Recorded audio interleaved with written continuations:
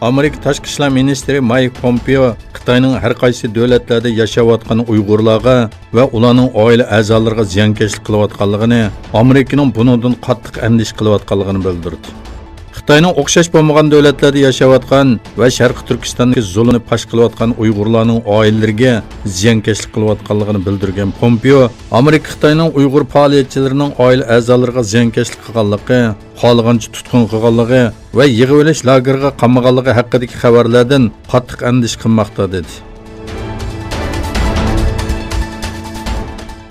Xitoyning Uyg'urlar qilayotgan zulm va bostirishlarni yoshirish uchun Twitter va Facebookga pul xarjlaganligi o'ttirg'a chiqdi.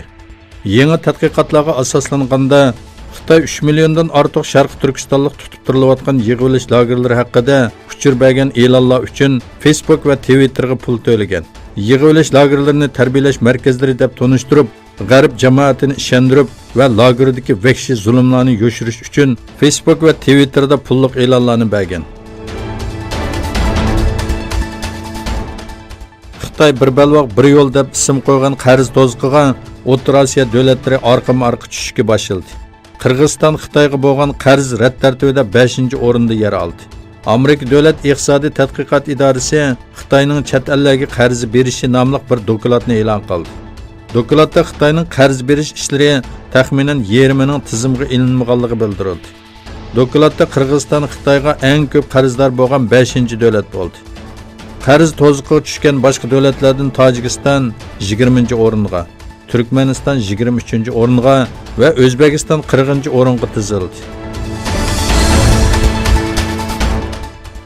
Angliya o'qituvchilari Boris Johnson hukumatining Rossiyaning Angliyaning Yevropa ittifoqidan chekinib chiqish referendumiga daxl qilganligi haqidagi dokladning e'lon qilinishiga to'sqinlik qilib, haqiqatni yoshirishga uringanligini o'ttirg'a qo'ydi.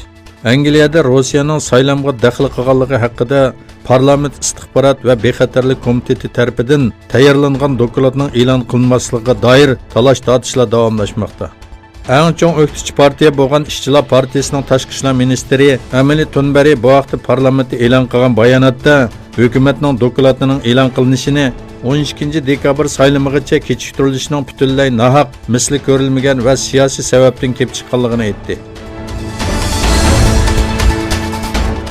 Xitoyning Xi'an shahridan yo'lga chiqib, Marmarayni qo'llanib Yevropaga boradigan Xitoy temir yo'l idorasi tez poyezd ismli yo'l poyezdi Qozog'istondan keyin Ozarbayjon va Gruziyadan o'tib Kars orqali Turkiyaga kirdi. Xitoyning bir balvoq bir yo'l qurilishi doirasida Xitoydan kelgan taxminan 850 metrlik tunji yo'l poyezdi oldingi kun Anqaraga kelgan. Poyezd temir Ipak yo'li orqali Marmarayni qo'llanadi. Bulgariya, Sibiriya, Vengriya va Slovakiyadan o'tib Pragaga bordi.